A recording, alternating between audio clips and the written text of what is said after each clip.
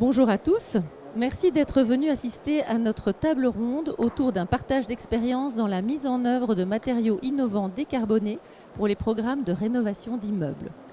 Nous allons commencer par la présentation des intervenants. De gauche à droite, AGC, M. Hugues Lefebvre pour le producteur verrier. Bonjour à toutes et tous. Donc mon nom est Hugues Lefebvre, je suis le responsable produit pour le verre bas carbone pour le groupe AGC, ainsi que pour le verre feuilleté aussi. Alors AGC est en fait un des plus grands verriers au monde, avec un chiffre d'affaires pas loin de 13 milliards d'euros. Nous sommes présents dans une trentaine de pays. AGC, c'est en fait 5 types d'activités principales, mais en ce qui concerne le verre, en Europe, c'est à peu près un bâtiment sur 4 qui est équipé de verre AGC. Alors au niveau national français, on a 2 localisations de production de verre plat en France, à Boussois et dans le nord de la France et à Saint-Bouze dans le Grand Est. Au niveau de Saint-Bouze, on peut produire du verre, on y produit du verre standard, mais aussi du verre bas carbone, ainsi que des vitrages feuilletés et revêtus. Et nous avons aussi 5 centres de distribution et 5 centres de transformation à travers la France. Donc on a 12 implantations qui couvrent tout le territoire. Ensuite, nous avons la société UPSOS, bureau d'études, avec M. Michel Graziani. Bonjour, alors je suis Michel Graziani, directeur du développement du bureau d'études façade UPSOS. On a un peu plus de 13 ans d'existence. On couvre toutes les missions de maîtrise d'œuvre de l'APS jusqu'à la livraison. On fait aussi pas mal d'audits techniques. On s'occupe aussi d'accompagner les entreprises sur les procédures ATEX. Et également, on fait de plus en plus de missions qui s'appellent déconstruction, dont on pourra parler un peu plus tard. Quoi dire de plus? On est basé à Paris, on est 5 personnes à Paris et une quarantaine avec mes associés italiens qui sont basés à côté de Venise. On rayonne essentiellement en France, mais également un petit peu en Europe. Et on essaie de faire de plus en plus autour de la Méditerranée aussi. Voilà. Ensuite, la foncière Covivio avec M. Jean-Éric Fournier et M. Vincent Floquet. Oui, bonjour à toutes, bonjour à tous. Donc, je suis Jean-Éric Fournier, je suis le directeur du développement durable de Covivio, qui est une foncière cotée, qui est propriétaire d'immeubles de bureaux en France, en Allemagne, en Italie, d'immeubles résidentiels, 43 000 logements en Allemagne, et puis d'hôtels, plus de 330 hôtels répartis dans une douzaine de pays en Europe. Le tout pèse 23,5 milliards d'euros. Ce qui fait de Covivio à peu près la 5e ou 6e foncière en Europe. Oui. Je ne vais pas refaire la présentation de Covivio. Non, Vincent Floquet, direction technique du développement. Et enfin, la société Vicona, menuiserie aluminium avec M. Christophe Estival. Bonjour, Christophe Estival, directeur grand compte et prescription de l'entreprise Vicona. Donc Vicona, nous sommes concepteurs et fabricants de systèmes constructifs en aluminium recyclé ultra bas carbone pour l'enveloppe du bâtiment, donc murs, rideaux, fenêtres, portes, coulissants. Voilà, nous sommes présents en France depuis plus d'une quarantaine d'années, présents dans 40 pays dans le monde et on fait partie des leaders de la façade aluminium sur le marché français aujourd'hui. En préambule, vous allez voir la vidéo du projet de rénovation The Line à Paris.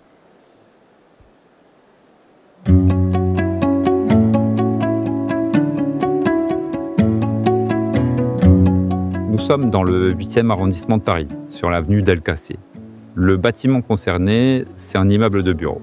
Covivio aujourd'hui est particulièrement sensible sur la décarbonation et la circularité dans les opérations de travaux. Et dans la continuité de nos valeurs, on a décidé de lancer un projet de rénovation énergétique pour ce bâtiment. Comme dans beaucoup de bâtiments haussmanniens, les normes énergétiques ne sont pas forcément respectées et les consommations sont relativement excessives. Évidemment, le remplacement d'un certain nombre de vitrages et de menuiseries permettra d'atteindre un niveau de consommation énergétique bien inférieur par rapport à notre niveau de référence. C'est une opération de rénovation très classique, parisienne. On change des fenêtres, on les remplace. on les dépose, on en repose des neuves. On a mis en œuvre les produits de chez Vicona. C'est un aluminium qui a été fabriqué avec 100% d'aluminium recyclé, donc issu de dépose de fenêtres aluminium de chantiers existants. On l'a associé au vitrage bas carbone de chez AGC.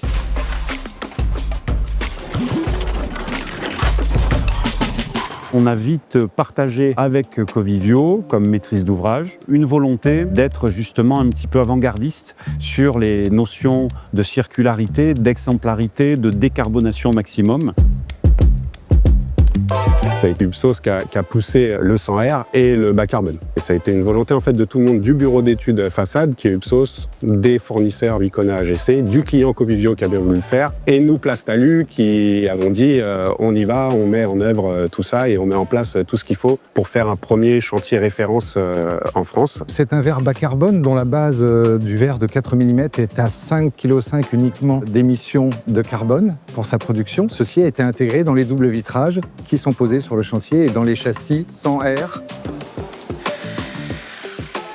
Nous avons convenu donc de récupérer la totalité de la façade. Les deux matériaux sont renvoyés vers des filières de recyclage qui sont certifiées et sur lesquelles on amène une traçabilité. Ce chantier nous a permis de récupérer environ 7 tonnes d'aluminium, ce qui représente à peu près un petit peu plus de 200 fenêtres.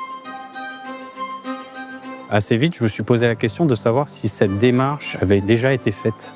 On s'est rendu compte que c'était la première opération qui avait cette circularité globale, de la fenêtre à la fenêtre. Il faut avoir vraiment la volonté de le faire, parce qu'il y a quand même des coûts derrière, mais tout ça pour l'environnement, pour le bas carbone. C'est une opération pour nous innovante et exemplaire. Ce projet montre bien que lorsque tous les acteurs se mettent autour de la table et avancent dans le même sens, on se rend compte que oui, c'est possible.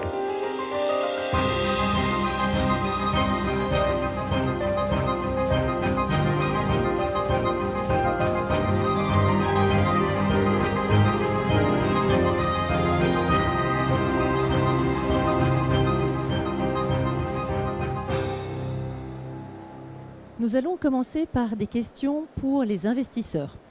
Quelles sont les raisons pour les foncières et les preneurs d'opter pour un bâtiment ou un projet avec une haute valeur RSE?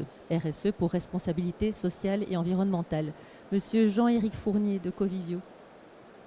Alors, c'est vrai qu'en Europe, on a des réglementations qui sont déjà ambitieuses, hein, que ce soit le PBD qui va arriver bientôt, la taxonomie, la CSRD aussi. Bon, sur la CSRD, on ne sait plus trop où on en est, mais enfin, Covivio faisant partie de la première vague, en tout cas, nous, on y est jusqu'aux yeux. Et puis, il y a la réglementation française aussi, la RE 2020, qui est certainement dans son domaine une des plus avancées en Europe, le décret tertiaire que le monde entier nous envie. Et à côté de ça, on a malgré tout des ambitions sur le plan RSE chez Covivio qui vont au-delà de ces réglementations. Et donc, on est bon client des certifications HQE, BREEAM, LEED, pour l'hôtellerie par exemple, Green Key. Et on a un objectif, c'est que 100% de nos actifs soient certifiés sur l'exploitation d'ici fin 2025. Donc, c'est plus qu'une question d'heure, quoi. Hein, on en est tout près. Voilà, à cela s'ajoute le fait que nos locataires, nos prospects ont des attentes croissantes en fait, sur ces sujets RSE, ont souvent des politiques RSE ambitieuses. Je ne sais pas ce qui grésille, mais j'espère que ça ne vous a pas bousillé les tympans. Non, ça va, il y a encore des vivants dans la salle. Et donc les attentes croissantes de nos locataires, de nos banques aussi, des organismes de financement qui nous font l'amitié de continuer à nous financer, mais ils sont de plus en plus en attente de performances élevées dans ces domaines. Et puis bien sûr les agences de notation qui alimentent en information extra-financière et en benchmark toute la planète finance. Une autre question pour vous. Le projet The Line, qui est une rénovation exemplaire en matière environnementale, est-il pour vous une simple vitrine? Alors non, ce n'est pas une vitrine, c'est une phase test, si vous voulez. On expérimente, on est encore beaucoup dans l'expérimentation hein, sur l'économie circulaire. On expérimente et puis évidemment quand c'est des vraies bonnes idées, et pas des fausses bonnes idées, mais quand c'est des vraies bonnes idées, comme on va voir ensuite, eh ben, notre volonté c'est surtout de déployer. C'est ce qu'on a fait par exemple avec des planchers techniques où dans les premiers temps c'était vraiment exploratoire et puis aujourd'hui c'est quelque chose qui est généralisé dans nos opérations. Et pour poursuivre avec vous, Quelle est la rentabilité des projets à forte valeur environnementale par rapport aux produits gris encore disponibles sur le marché? Alors, par rentabilité, il faudrait savoir économiquement comment on s'entend, mais en tout cas, ce qu'on pourrait estimer, c'est est-ce qu'il y a une survaleur. C'est ce qu'on appelait pendant longtemps la valeur verte. Alors, il n'y a pas de martingale pour dire ça vaut autant de points de base en plus, en moins, etc., sans que l'immeuble soit vert ou pas. En revanche, ce qu'on peut dire, c'est qu'il y a 3 méthodes pour estimer la valeur d'un bien immobilier par comparaison. Bon, là, ça marche moins bien sur des immeubles tertiaires verts et quelles seraient les comparaisons. La deuxième méthode, c'est les cash flows. La troisième, c'est les par taux de rendement. Donc, si on raisonne par les cash flows, très clairement, on va avoir déjà le cash flow, c'est vous avez tous les flux entrants moins tous les flux sortants égale ce que vous actualisez après à la valeur d'aujourd'hui. Simplement, sur le loyer, vous serez plutôt sur le haut de la fourchette quand même. Sur les charges, vous aurez moins de charges parce que moins de dépenses en énergie, moins de dépenses en eau, par exemple. Vous aurez surtout ce qui va jouer sur les cash flows, c'est le délai de commercialisation qui est plus faible pour les immeubles verts, ou en creux, vous pouvez dire plus long pour des immeubles qui ne le seraient pas, des franchises de travaux, des mesures d'accompagnement du locataire qui seront évidemment moins importantes à faire sur un immeuble vert qui se commercialise plus vite et plus facilement. Moins de travaux de mise aux normes à envisager pendant la durée d'occupation du locataire, tout simplement parce que votre immeuble va au-delà des réglementations, donc forcément vous aurez moins de coûts de mise à niveau durant la période prise en compte par les cash flows. Et puis vous avez un délai de rétention. Alors ça, c'est des études qui ont été menées notamment aux États-Unis. On voit qu'en tendance, les locataires restent plus longtemps dans un immeuble qui est vert que dans un immeuble qui n'est pas vert. Donc, pour toutes ces raisons-là, même si on était à iso-loyer, ce serait plus intéressant. Et évidemment, avec un loyer un peu plus élevé, c'est encore plus intéressant si on raisonne par les cash flows. Si on raisonne par le taux de rendement, c'est-à-dire vous prenez le taux sans risque et vous ajoutez vos risques que vous identifiez. Bon, on ne va pas tous les énumérer, mais vous avez un risque d'obsolescence en pratique sur les immeubles. Sur un immeuble qui est très performant, qui est très élevé dans ses labels, dans ses certifications, il va au-delà des réglementations, encore une fois. Donc vous avez un risque d'obsolescence qui est très faible. Vous avez une très bonne liquidité, c'est-à-dire la capacité à revendre l'immeuble facilement. Une attractivité forte, donc vous allez avoir un immeuble qui va être 100% occupé, ce qui est toujours sympa. Et puis, vous devancez là aussi les réglementations. Donc, vous avez un risque réglementaire et un risque sur la fiscalité, en particulier verte, taxe carbone ou autre, qui est plus faible. Donc là aussi, si vous raisonnez par un taux de rendement, vous voyez que vous avez une prime à avoir des immeubles verts et très performants. Pour M. Floquet maintenant, l'utilisation de verre et d'aluminium bas carbone fait-elle partie de votre stratégie globale de décarbonation de votre parc immobilier? Alors, avant de répondre à la question, juste pour celles et ceux qui ont suivi le film, donc vous avez reconnu des acteurs du film, et pour Covivio, ce ne sont pas les mêmes acteurs. Donc on va rendre à César ce qui appartient à César. C'est Emmanuel Bourdet et Jean-Louis Liardot qui ont vraiment participé, œuvré sur ce projet-là. Donc ils ne sont pas là, mais on pourra leur dire après coup. Je reviens sur la question. Et Jean-Éric a commencé à l'effleurer un peu. Donc, nous, notre démarche, c'est on est des bons paysans. On teste, on expérimente, on évalue, et quand il y a des succès, et après on déploie à plus grande échelle. Donc on l'a fait sur plein de projets, sur plein de sujets, pardon, et la façade en fait partie aujourd'hui. Le constat, il est simple, c'est que tous nos actifs ont des fenêtres. Donc tous nos actifs ont des châssis, ont des vitrages. Donc à partir de là, on va être optimiste. Et on va penser qu'on peut déployer cette solution de décarbonation sur l'ensemble de notre patrimoine. Une question maintenant pour le bureau d'études UPSOS, M. Michel Graziani. Quelle est la demande du marché pour ces bâtiments vertueux écologiquement? Est-ce possible en rénovation? Alors, c'est sur la quasi-totalité de nos opérations qu'on applique ce genre de démarche environnementale, que ça soit pour la rénovation ou pour le neuf. Et nous, on va dire environ 80% de nos opérations actuelles, c'est du tertiaire prime ou de l'hôtellerie de luxe. Dans ce genre d'opération, il y a forcément des démarches environnementales très poussées, que ce soit du BREEAM, du LEED, du HQE, mais aussi tout ce qui est plus du Wire Score, qui ne me touche pas directement, du WELL, etc. etc. Donc c'est aussi une demande des preneurs et des exploitants des hôtels d'avoir ce genre de démarche environnementale avec de fortes exigences sur ces thèmes-là. Passons maintenant aux questions sur les matériaux bas carbone. La construction bas carbone, mythe ou réalité? Les délais de construction et les plannings d'exécution restent-ils raisonnables? Ces matériaux bas carbone sont-ils disponibles, monsieur Vincent Floquet? Alors, ce qu'on a constaté sur les produits AGC et Vicona, parce qu'on est là pour ça, c'est qu'en fait, c'est équivalent en termes de fiches techniques, en termes de garantie. On est sur des produits qui sont matures et sont prêts pour le marché. Donc, il n'y a pas ce côté je teste et je vais faire des PV avec Effectis ou autre. Donc, aujourd'hui, c'est disponible et c'est comme un produit standard du marché. Pas sur la partie décarbonation, parce que là, on va y revenir après. Donc on n'a pas remarqué d'impact délai de les intégrer à la fois en appel d'offres ou à la fois pendant le chantier. Après, il y a peut-être certaines contraintes aujourd'hui encore esthétiques. Peut-être que tous les vitrages ne peuvent pas être disponibles quand on choisit de l'extra clair avec les architectes. Et aujourd'hui, la concurrence est peut-être pas encore assez grande et intéressante pour qu'on s'y retrouve à la fin en tant que maître d'ouvrage en termes financiers. Mais il faut commencer et puis on est au début de l'histoire.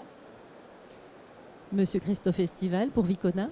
Alors, la façade ultra bas carbone est aujourd'hui une réalité. Concernant l'aluminium, par exemple, notre gamme 75R, qui est composée à 75% d'aluminium recyclé, de menuiserie post-consommation, est notre gamme courante depuis maintenant plus de 7 ans. Donc c'est une gamme totalement standard, totalement disponible. Quant à la gamme 100R, qui comme son nom l'indique est composée à 100% d'aluminium recyclé et qui a une empreinte carbone record aujourd'hui sur le marché mondial, celle qui a été utilisée sur le marché que nous avons pu faire avec Covivio, c'est un produit sur demande, mais comme Vincent l'a dit, ça n'a pas provoqué de délai particulier et la disponibilité est totale. Et pour le verrier AGC, monsieur Lefebvre? Oui, alors du côté du verre, ça fait maintenant 3 ans que à peu près tous les vitrages d'AGC sont disponibles en version bas carbone, que ce soit le verre clair, le verre feuilleté, le verre revêtu. Effectivement, quelques produits manquent encore pour pouvoir dire que c'est l'ensemble qui est disponible en version bas carbone, mais c'est assez limité. Alors, on n'en est plus du tout au niveau des démonstrateurs, des tests, etc. Au niveau européen, à ce jour, pour 2025, on a déjà livré plusieurs millions de mètres carrés de verre bas carbone. Donc, c'est tout à fait disponible. Alors, on produit ce verre bas carbone dans 3 usines du groupe AGC, dont une en France, comme je l'ai mentionné. On a une production par campagne, au minimum une campagne par mois dans une des 3 usines. Donc ça nous amène à avoir le verre qui est entièrement disponible. En tout cas, le verre clair est disponible de stock, dans nos stocks. Et tout ce qui est spécialité, verre revêtu, feuilleté, est fabriqué à la demande au départ du verre bas carbone qui est dans nos stocks. Donc à l'arrivée, les délais de livraison sont les mêmes pour les gammes standards que pour les gammes bas carbone. Et dans certains cas, ça peut même aller plus vite puisque là, on travaille par campagne et on a des verres en stock. Monsieur Gradiani, qu'en pensez-vous en tant que bureau d'études? Alors là, c'était sur la question sur les délais et la disponibilité. Mythe ou réalité? Non, il n'y a pas. En tout cas, nous, ce qu'on observe, c'est qu'il n'y a pas d'incidence délai. Les produits, si nous, en tant que prescripteurs, on préfère le définir très tôt dans l'opération et ça facilite la livraison et les délais, et vis-à-vis de nos clients notamment. Mais je sais qu'il y a des expériences où c'est arrivé en phase un peu plus tard dans le déroulé du projet et ça fonctionnait aussi. Donc je ne pense pas qu'il y ait de souci là-dessus. Au-delà du bois et de la paille, qui sont réputés bas carbone, quels sont les matériaux généralement utilisés disponibles en version faible empreinte carbone aujourd'hui? Monsieur Estival. Aujourd'hui, le bois dans la façade, et pas que dans la façade d'ailleurs, dans la conception, le bois est très populaire. Mais il y a des alternatives, en particulier donc l'aluminium. Par exemple, avec le 100R dont je vous parlais tout à l'heure, composé donc à 100% d'aluminium recyclé, on a, validé par une FDES bien sûr, on a le bilan carbone du bois. Voilà. En plus, en termes de circularité, le produit est recyclable à l'infini. Donc nos enfants, nos petits-enfants pourront recycler et réutiliser cette façade. Voilà. Et puis pour terminer, et c'est un argument qui est quand même assez important aussi pour les foncières, c'est que la notion de maintenance, la maintenance d'une menuiserie ou d'une façade sur 30 ou 40 ans, les coûts de maintenance sur de l'aluminium sont quasi nuls. Donc c'est un vrai argument. Donc aujourd'hui, oui, il existe des alternatives immédiates et possibles. Monsieur Lefebvre. Oui, alors au niveau du verre bas carbone, notre produit bas carbone présente en fait un niveau de 5,5 kg de CO2 par mètre carré 4 mm. Pour vous donner une idée, c'est à comparer à 10-12 kg pour du verre standard, donc on diminue de presque moitié. Alors, notre verre bas carbone est donc produit dans 3 usines comme je l'ai mentionné, mais il présente aussi exactement la même esthétique, les mêmes performances techniques que le verre standard. Ça veut dire qu'en termes de projet, on peut substituer le verre standard par le verre bas carbone à tout moment du projet. Effectivement, comme on le disait, il vaut mieux le faire le plus tôt possible au niveau du cahier des charges, mais ça peut se faire au moment de la réalisation, etc. Puisque les performances techniques, esthétiques, etc. sont exactement les mêmes. C'est des aspects environnementaux qui sont différents. Et donc on peut switcher, on peut basculer plus exactement vers du verre bas carbone à tout moment. Important de préciser aussi que ce n'est pas qu'une histoire de carbone. Notre verre bas carbone présente aussi un taux de plus de 50% de contenu recyclé dans le verre qui vous est livré. On va mettre en fait plus de 70% de verre recyclé à l'entrée du four, ce qui va à la sortie, sur ce qui vous est livré, correspond à plus de 50% de matière recyclée. Voilà. Monsieur Graziani, qu'en pensez-vous ? Alors oui, le verre et l'aluminium recyclé sont les principaux leviers de la décarbonation des façades. Il y a aussi le bois. Nous, on a opté pour cette solution sur The Line pour avoir les produits les plus bas carbone, que ce soit en aluminium ou en verre. Christophe l'a rappelé, donc l'aluminium est équivalent au bois, le 100R. Mais si on compare le bois, on se rend compte, et c'est important pour les architectes, c'est les masses-vues du bois sont plus importantes que l'aluminium. Donc c'est vraiment une très bonne alternative au bois. L'augmentation des surfaces vitrées est une tendance. Quel est leur impact environnemental ? Celle du verre et celui de la menuiserie. Toujours pour vous, Monsieur Graziani. Alors, l'apport de lumière est très important, mais il faut le cumuler avec les performances de la façade. Donc c'est important d'avoir donc cet apport de lumière, mais en même temps, il faut que nos façades soient très performantes. Donc quand on dit performance, c'est l'isolation de ces façades, l'acoustique, le facteur solaire, la transmission lumineuse, etc. Tous ces critères très importants dans la façade. Et pour le verre IAGC ? Ben oui, je ne peux faire que confirmer, hein. C'est vraiment une tendance. Les surfaces vitrées dans les bâtiments vont croissantes, particulièrement l'augmentation de la taille. Alors, on ne peut pas nier que lorsqu'on va augmenter la taille des vitrages dans les façades, on augmente aussi son épaisseur pour tenir toutes les contraintes mécaniques, résistance au vent, etc. Donc en fait, on va avoir une augmentation des épaisseurs de verre dans les bâtiments. Et alors, en termes environnementaux, l'utilisation de verre bas carbone va compenser très largement cette augmentation d'épaisseur. Donc au total, à l'arrivée, d'un point de vue environnemental, en fait, on met beaucoup moins de carbone embarqué dans les verres de la façade, puisque l'épaisseur augmente, mais le contenu carbone diminue de façon bien plus importante. Et pour les menuiseries Vicona ? Nous sommes vraiment au bon endroit pour en parler. En fait, très peu d'acteurs, et c'est pour ça d'ailleurs qu'on en fait la promotion, mais très peu d'acteurs savent que la façade, verre et aluminium réunis, ou la façade tout court d'ailleurs, quels que soient les matériaux employés, peuvent peser jusqu'à 25% du poids carbone total du bâtiment. Donc oui, la façade est un vrai levier de décarbonation. On a beaucoup d'acteurs derrière là qui exposent, qui pensent que leurs seuls leviers sont malheureusement réduits au béton ou à la structure.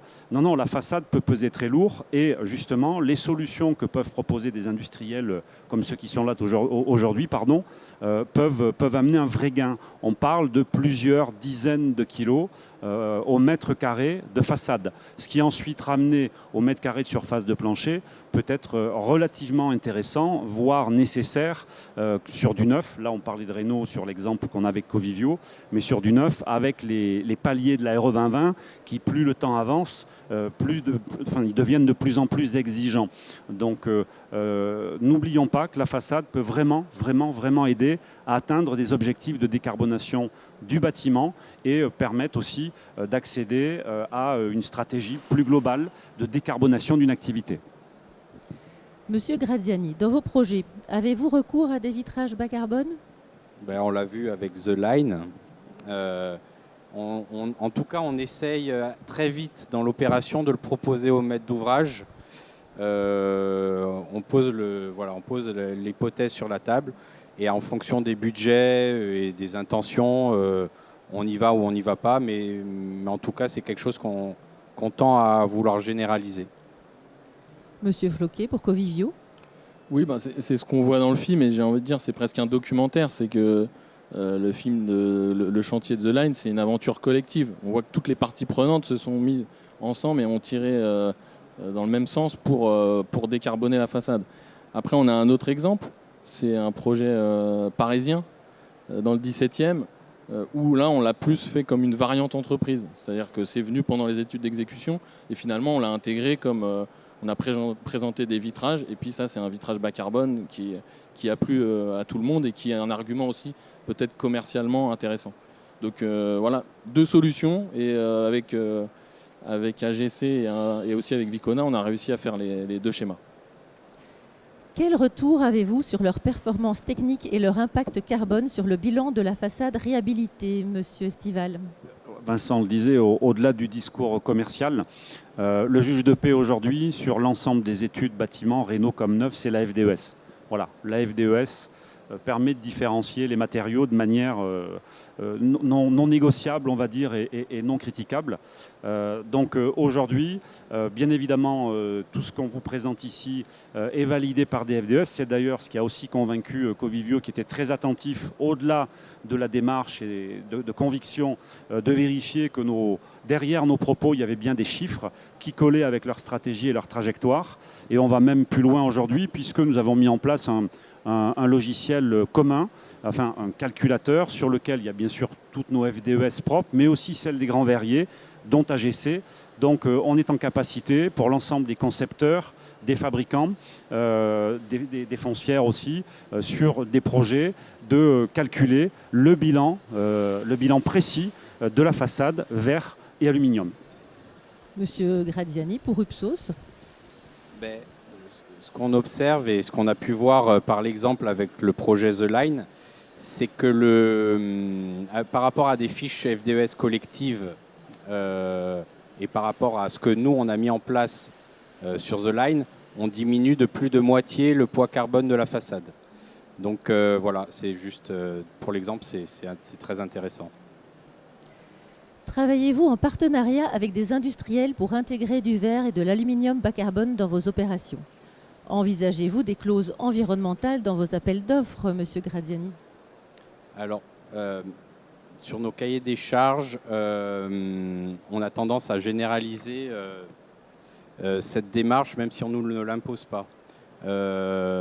Donc, on essaye de pousser la circularité globale dès la conception, en faisant, comme pour The Line, encore une fois, la déconstruction. On réoriente les matières vers les filières de recyclage et ensuite on essaye de mettre en œuvre des produits les plus décarbonés possibles. Et chez Covivio, Monsieur Floquet ? Alors partenariat, c'est un bien grand mot parce que c'est pas notre ADN. Nous, ce qu'on aime, c'est dialoguer avec les industriels pour pour être au courant des innovations et puis pouvoir challenger la maîtrise d'œuvre sur après les phases de conception. Et après, sur les clauses environnementales, oui, aujourd'hui, c'est systématique dans nos cahiers des charges de curage, de déconstruction. On intègre en fait, les modes de dépôt soignés sur les vitrages pour systématiser, en fait, ne pas jeter et recycler ce qu'on peut recycler. Ou réemployer, mais là, c'est encore autre chose. Et pour les vitrages, Monsieur Lefebvre? Oui, bien, nous aussi, à notre niveau, en tant qu'industriel, il faut se rendre compte qu'en démarrant cette chaîne vertueuse, en spécifiant des vitrages bas carbone, de l'aluminium bas carbone, c'est en fait une longue chaîne qui se met en route, puisque nous, au niveau de nos fournisseurs, de nos matières premières, par exemple pour la soude, le sable, le PVB pour les verres feuilletés, on va devoir à notre tour prescrire des produits bas carbone, et ainsi c'est une chaîne complète vertueuse qui se met en place. Passons maintenant aux aspects législatifs. Les différentes législations, tant européennes que françaises, ont-elles impacté vos choix? Et si oui, de quelle manière, Monsieur Jean-Éric Fournier? Alors, je dirais qu'on a vécu des coups d'accélérateur et des coups de frein réglementaires, politiques dans ces domaines. Donc, en fait, chez Covivio, on a une politique RSE avec un certain nombre d'engagements. Et par exemple, en matière carbone, on a une trajectoire carbone qui est très structurante, puisque notre ambition, c'est de réduire nos émissions carbone de 40% entre 2010 et 2030. Je précise que nous en sommes à moins 28%. Donc, nous sommes dans les clous à l'heure où on se parle. Et en fait, pour y parvenir, tous les leviers sont importants à actionner. En fait, c'est moins 40%, c'est sur les scopes 1, 2, 3. Je ne voudrais pas être trop technique. Ça embarque à la fois toutes nos activités, que ce soit bureaux, résidentiels et hôtels. Et donc, le choix des matériaux est clé, puisque en fait, dans notre scope 3, on prend en compte à la fois les consommations privatives des locataires, mais aussi les travaux, notamment de construction et de rénovation. Donc nous sommes très motivés pour construire, rénover bas carbone, et pas seulement gérer bas carbone. Les législations telles que RE 2020, REP au niveau français ou CSRD et ESPD au niveau européen, sont-elles assez, trop ou trop peu contraignantes, Monsieur Estival? Les législations, du bon, Monsieur Fournier vient de le dire, ça, pour reprendre vos propos, ça guide vos choix. Voilà. Moi, ce que je peux juste regretter, puisqu'on a tous cet effort collectif à faire pour améliorer la décarbonation du bâtiment, qui est, je le rappelle, un des plus gros émetteurs de carbone en France, le milieu du bâtiment dans sa globalité. Donc, ce que je trouve juste dommage, c'est qu'il y a beaucoup de réglementations sur le neuf, mais on sait très bien que depuis 2 ou 3 ans, c'est plutôt la rénovation qui porte le marché. Et là, voilà, on se fie à la conviction de certains acteurs, comme Covivio, qui, au-delà des réglementations, veut être en avance, veut aller plus loin. Mais c'est vrai que tous les acteurs n'ont pas forcément cette volonté et cette conviction. Donc, ce serait peut-être bien que le législateur se penche sur la rénovation, qui est un vrai sujet. Et pour le verre, Monsieur Lefebvre? Mais très clairement, de notre point de vue d'industriel, la législation actuelle n'est pas assez contraignante. À partir du moment où on a fait le choix de décarboner nos process de fabrication et qu'on met à disposition les produits décarbonés, on aimerait qu'après avoir fait cet effort, les matériaux sont disponibles. En fait, nous souhaiterons voir encourager l'utilisation de ces matériaux via les différentes législations, et une législation adaptée, pas uniquement pour le neuf, mais aussi la rénovation. Alors, très clairement, la mise en pause de certaines législations comme le CSRD au niveau européen est à notre sens un mauvais signal pour le marché, mais comme on le dit, les entreprises leaders dans le domaine, manifestement, continuent à développer leur offre bas carbone et à la rendre disponible sur le marché. Chez AGC, comment traitez-vous les aspects documentaires? C'est-à-dire, quels certificats fournissez-vous avec les matériaux? Eh bien, donc, dans le cadre des législations déjà en place, on fournit, avec tous les produits verriers fournis, la fiche FDES, qui est vérifiée par un tiers. Dans notre cas, on travaille avec l'INES en France. Alors, ces fiches peuvent être utilisées, par exemple, dans les ACV du bâtiment, de la façade ou des fenêtres. Alors, dans ce domaine, on innove. On est les premiers à avoir mis en place et à rendre disponible un générateur de FDES. C'est-à-dire qu'en fait, au lieu de générer des FDES pour chaque produit, et dans le domaine verrier, ils sont très nombreux, puisque à chaque variation d'épaisseur, de couche, de feuilleté, on aurait des FDES différentes. Ce qu'on a fait, c'est en fait avoir un outil qui est disponible gratuitement en ligne sur notre site, qui va générer la FDES du produit particulier souhaité par l'architecte ou le client. Et en fait, c'est le générateur de FDES qui a été certifié par un tiers, donc dans notre cas, l'INES.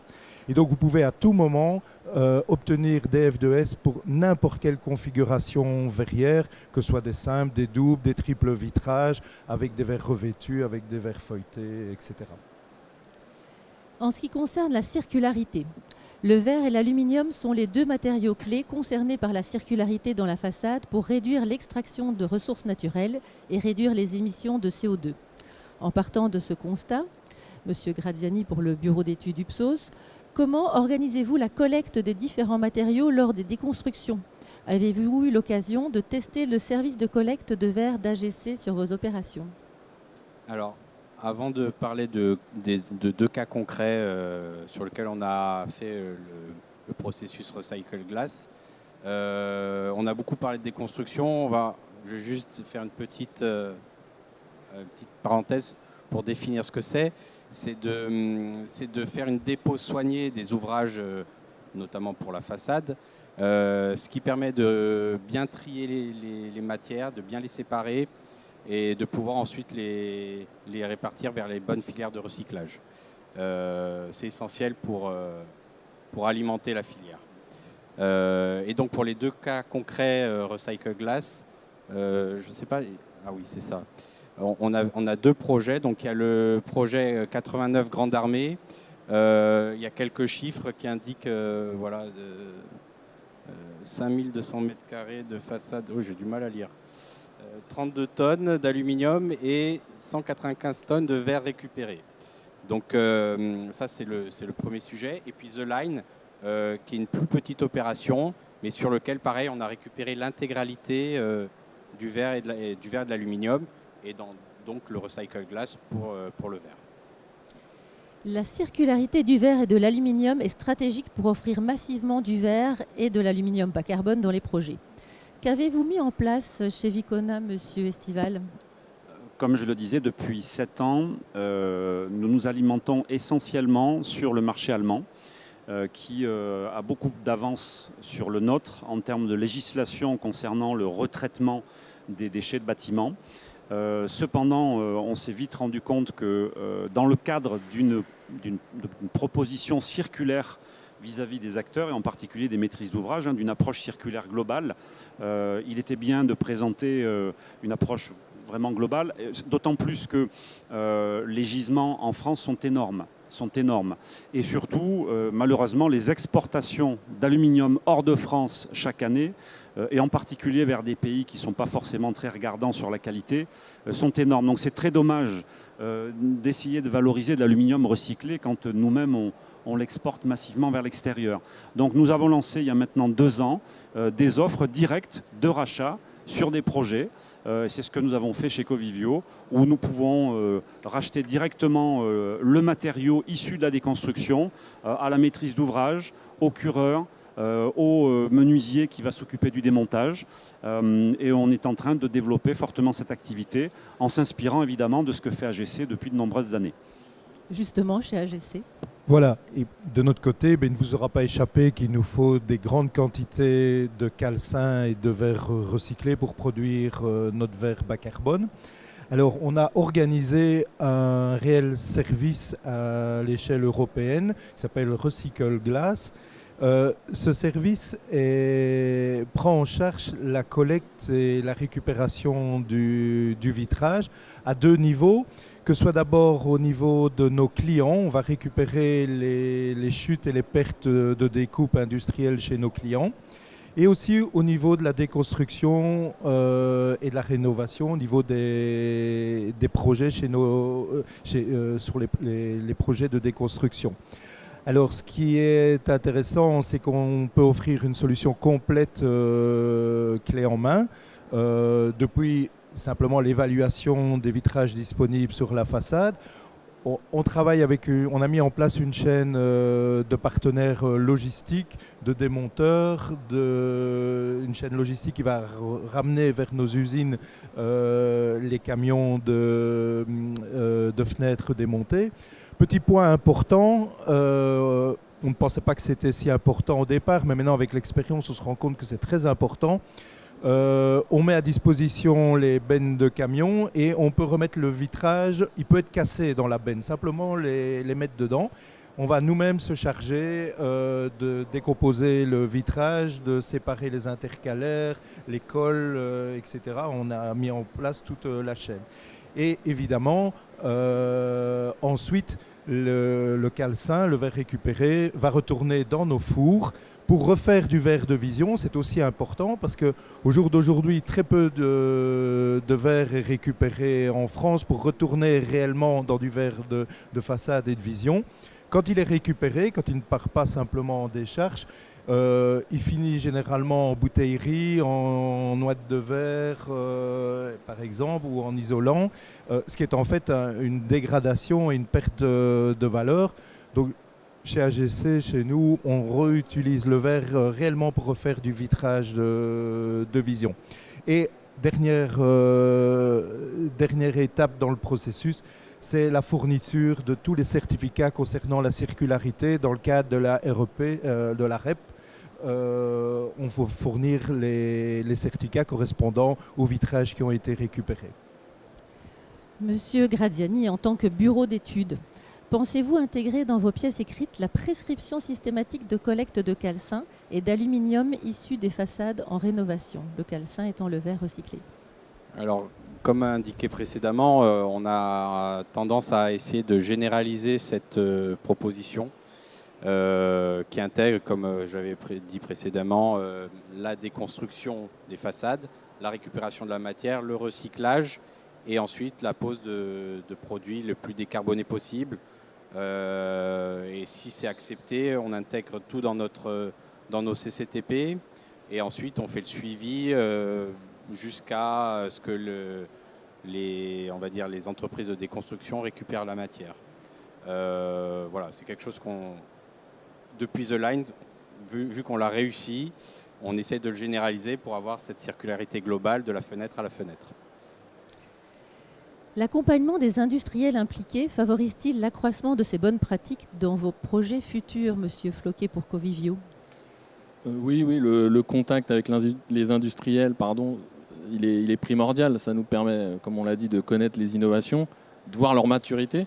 Parce qu'aussi, quand on tente beaucoup de choses et que des fois il y a des échecs, il y a une déception et donc on a du mal à revenir dessus. Donc c'est important la maturité des innovations. Et on a insisté, mais la disponibilité aujourd'hui, c'est très important. Faut insister aussi sur le fait que l'aventure, elle est collective. On voit sur nos projets, on voit tout ça. Et en fait, ne pas jeter du vitrage, ça fait du bien. Donc il faut se dire qu'on fait des choses simples qui font du bien au moral et qui font avancer les projets. Donc on a besoin des industriels, mais on a besoin de tout le monde. Nous, on est à la tête du mouvement, mais il y a besoin des entreprises, il y a besoin des AMO, il y a besoin de la maîtrise d'œuvre pour que cette aventure collective elle se mette en musique. Ensuite, on a aussi besoin que les deux activités soient dissociées, c'est-à-dire la collecte d'un côté et le vitrage décarboné de l'autre. Il ne faut pas que ce soit un lien, alors si on peut le faire, tant mieux, mais il ne faut pas que ce soit systématique. Il faut qu'on puisse prendre des vitrages chez quelqu'un d'autre. Dans notre conception, c'est comme ça qu'on fait. Et on veut la concurrence, on veut mettre en concurrence tout le monde. Donc c'est primordial pour nous que notre gestion de projet actuelle elle soit inchangée. Et donc on voit aujourd'hui que les succès récents, ils sont encourageants. Et on se dit qu'on va renouveler l'expérience et la systématiser dans le futur. Eh bien, merci beaucoup pour vos réponses. En conclusion de cette table ronde, nous pouvons dire qu'investir dans les bâtiments avec des matériaux bas carbone est désormais un investissement durable, accessible et vertueux. Passons maintenant à vos questions. Oui ?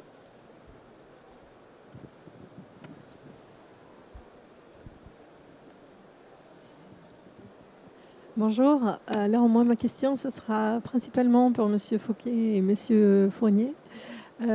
Parce que ce matin, en fait, on a écouté Monsieur Kellman parler des stratégies qui étaient adoptées en 2016 sur déjà l'expérimentation de la reconversion de bureaux en logement, qui a un peu mis à l'abri aujourd'hui Covivio par rapport à la crise des bureaux. Et ce que je voulais savoir, parce que j'ai visité aussi l'un de vos bureaux et que j'ai vu comment vous étiez très sensible à l'innovation et à la pointe de tout ce qui sort pour l'expérimenter et l'appliquer à vos bureaux. Quelles sont les autres expériences sur lesquelles vous êtes aujourd'hui, si je peux me permettre de connaître vos nouvelles démarches. Christophe en a parlé, donc la façade, c'est un gros impact sur...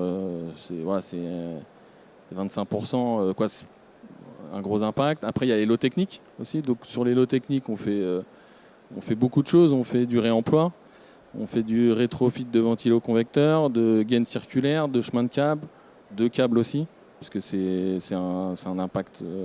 un tiers du bâtiment, c'est sur les lots techniques, même si après, c'est pas compté parce que c'est le forfait. On a fait du faux plancher, on a commencé en 2018, donc maintenant c'est plus de l'innovation, mais en tout cas on l'a toujours fait. Donc voilà, un peu tous les portes aussi, les portes des sanitaires. T'en as d'autres, Jean-Éric ? Oui, le réemploi en fait de peinture avec une société qui s'appelle Circouleur, donc qui a changé de nom depuis, mais c'est pas grave. Donc qui propose des gammes de couleurs à partir de pots qui ont déjà été ouverts et qui sont réemployés et qui refont leur propre gamme de couleurs. Oui, différents produits. Ouais. Merci pour votre question. D'autres questions ? N'ayez pas peur de poser vos questions. En tout cas, un des sujets, c'est bien d'avoir les FDES, comme ça a été évoqué tout à l'heure, les fiches de déclaration environnementale et sanitaire, pour pouvoir valoriser justement cette performance carbone. C'est-à-dire que des difficultés qu'on a avec certains produits innovants, c'est qu'ils n'ont pas encore la FDES. Donc on le fait quand même pour l'expérimenter, pour l'apprentissage des équipes en interne, etc. Donc ça, c'est extrêmement vertueux. Pour avoir un retour aussi, on s'inscrit dans des durées qui sont très longues. L'expérimentation, ça s'inscrit dans un délai où il y a une étude du projet, ensuite on lance le projet, la construction ou les travaux, ça dure 18, 24 mois, 30 mois ou plus si affinité. Après on commercialise, on regarde comment ça se passe une fois que le locataire est en place, quelles sont les vicissitudes rencontrées. Et donc tout ça, ça s'étale sur des années.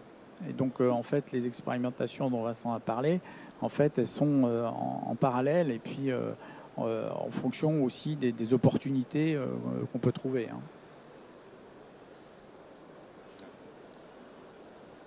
Une question qui n'est peut-être pas une bonne question. Dans les labels LEED et BREEAM que vous évoquiez tout à l'heure, les labels environnementaux, quel est l'apport d'utiliser des matériaux décarbonés pour le scoring dans ces labels ?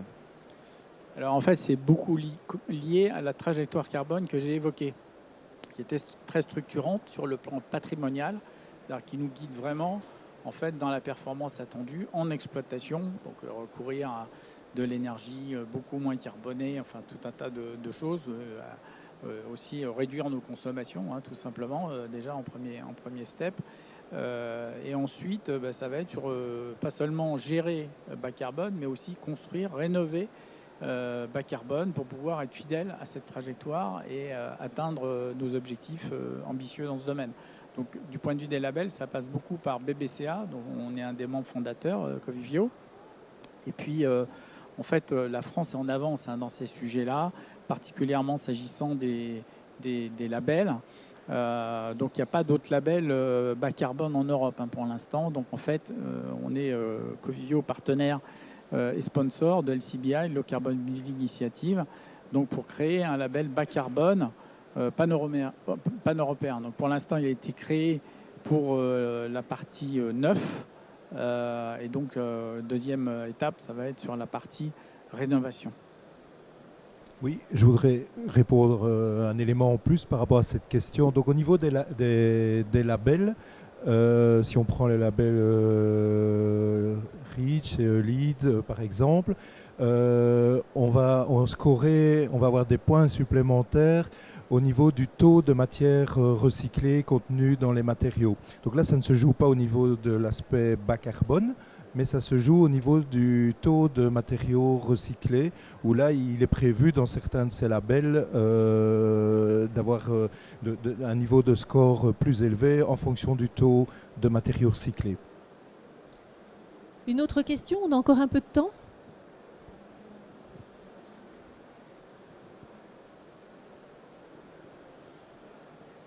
Bonjour à tous. J'ai pas de questions particulières pour quelqu'un. Si quelqu'un peut me répondre, je me présente. Je suis Ruba Alabette, je suis architecte. On travaille sur des éco-rénovations énergétiques et on a des bâtiments où on a du verre, beaucoup de verre à recycler notamment.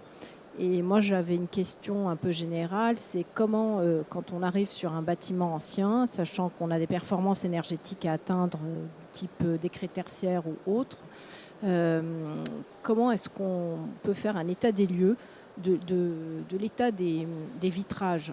Vous avez parlé de recyclabilité d'un élément, enfin d'éléments de façade. Comment est-ce qu'on peut réutiliser ces éléments-là? Qu'est-ce que vous conseillez en diagnostic, état des lieux de ce qui existe? Est-ce qu'on doit se faire accompagner par une entreprise spécialisée? Voilà, nous on est architectes maîtres d'œuvre et c'est des questions qui sont actuelles et qui vont être de plus en plus croissantes en demande, quoi. Nous, en tant que bureau d'études façade, on fait beaucoup d'audits, de diagnostics des façades existantes. D'accord. Ça représente 80% de nos projets et on fait toujours un audit, plus ou moins gros, pas toujours exhaustif, mais au moins on essaye de contrôler l'intégralité des façades existantes, les différentes typologies du bâtiment, pour avoir un état des lieux de la performance énergétique des façades existantes.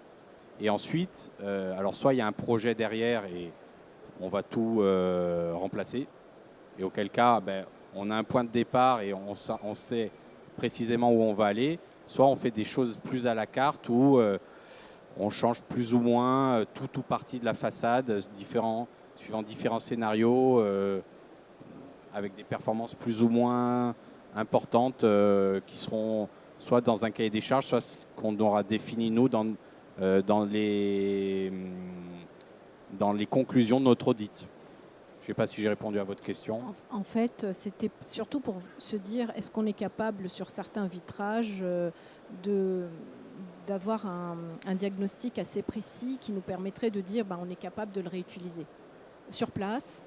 Alors sinon, ça part en filière de recyclage, bien sûr. Mais l'idée, c'est de se dire, en parlant d'économie circulaire et de se dire, on fait tout sur place, est-ce qu'on est arrivé à cette technicité pour se dire, voilà, il y a un audit assez technique, un diagnostic technique qui permet de se dire, on va démonter sans casser, on va peut-être stocker sur place et ensuite on va pouvoir réemployer dans un futur châssis.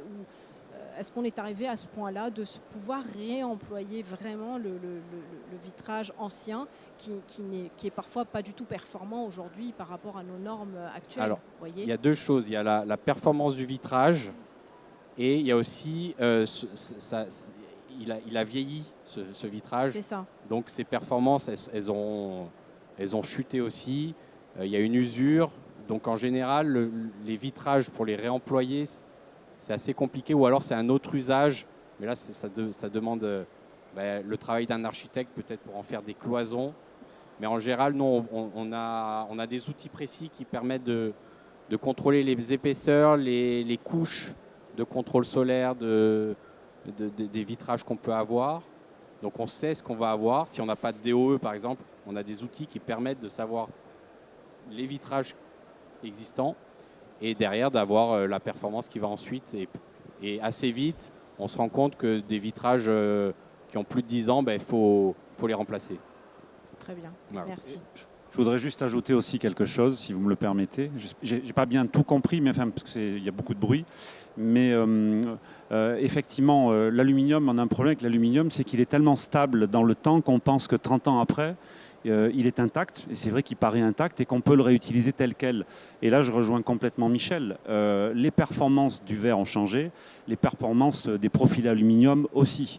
Donc aujourd'hui, on travaille sur des possibilités de réemploi de façade, avec des verres ultra performants, dont celui d'AGC par exemple, sur d'anciennes menuiseries qui sont toujours en parfait état. Mais il faut se le dire, en termes de performance thermique, on n'arrivera jamais à la performance d'une façade qui a été repensée, recalculée par un bureau d'études. D'autant plus que la solution de circularité et de recyclage dont on parle depuis tout à l'heure permet de maintenir un niveau de performance très élevé en lien avec la législation, tout en restant vertueux, puisque de toute façon, les matériaux repartent dans un circuit qui l'est vertueux. Voilà.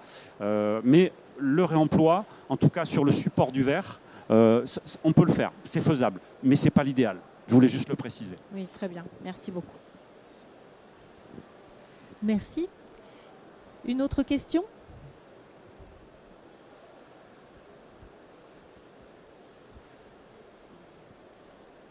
Bonjour.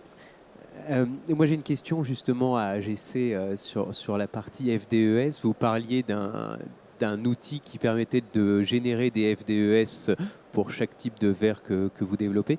Est-ce que vous pouvez nous en dire un peu plus sur la méthodologie qui a permis d'arriver à ce configurateur dédié pour générer chacune de ces FDES ? Oui. Alors, en fait, c'est un travail gigantesque et conséquent qui nous a demandé plusieurs années de travail. La méthodologie est la même que pour la FDES d'un vitrage, simplement que le logiciel qui va en fait générer les FDES a été nourri de toutes nos données de production pendant plusieurs mois, plusieurs années. Il y a des algorithmes qui ont été mis au point. La façon de calculer est la même que pour les FDES normales. C'est simplement que tous les cas ont dû être réfléchis. Les algorithmes ont été adaptés et nourris avec nos données de production. Et alors, on a travaillé assez longuement avec le contrôleur et le vérificateur de l'INES de façon à valider toutes les possibilités qui pouvaient en sortir. Mais la méthodologie, la façon de calculer est en fait la même que pour les FDES, je vais dire uniques, simplement que c'est généralisé à outrance, je vais dire, via des algorithmes.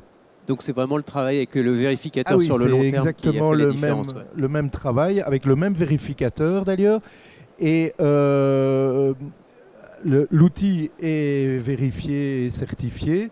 Et en fait, il y a une trentaine de FDES qui ont été générés par l'outil en ciblant tous les cas extrêmes, c'est-à-dire les verres les plus épais, les verres les plus minces, les verres revêtus, etc. De façon à valider, alors on appelle ça des FDES mères, qui en fait encadrent l'ensemble des FDES qui sont générés par l'outil et qui, elles, ont été, je vais dire, 2 fois plus vérifiées et contrôlées qu'une FDES normale. Et si demain vous avez des nouveaux verres, vous devez faire une mise à jour de l'outil ou... Je vous remercie pour votre question parce que ça me permet d'aborder quelque chose d'important. Effectivement, donc on a travaillé depuis qu'on a commencé à produire du verre bas carbone il y a 3 ans. Le générateur de FDES est disponible en ligne. Alors, on s'améliore, on a amélioré nos productions, on va intégrer d'autres fournisseurs de matières premières, etc. Et effectivement, on est en train de recertifier notre générateur de FDES en tenant compte de nouvelles valeurs.